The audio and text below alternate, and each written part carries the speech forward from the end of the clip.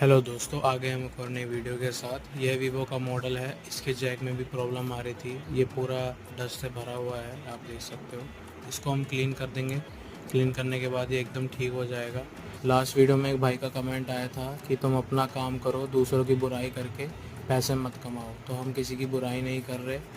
हमने जो सच्चाई थी वही दिखाई। आप उतना ही चार्ज कीजिए कस्टमर को जो जो रिजनेबल होता है। हमने रिजनेबल प्राइस लिया, कस्टमर ने हमसे काम करवाया। आप देख सकते हो ये चार्ज हो रहा है प्रॉपर। साथ में हम सर को केबल भी चेंज कर देते हैं, क्योंकि इनकी केबल भी ख़राब हो चुकी थी।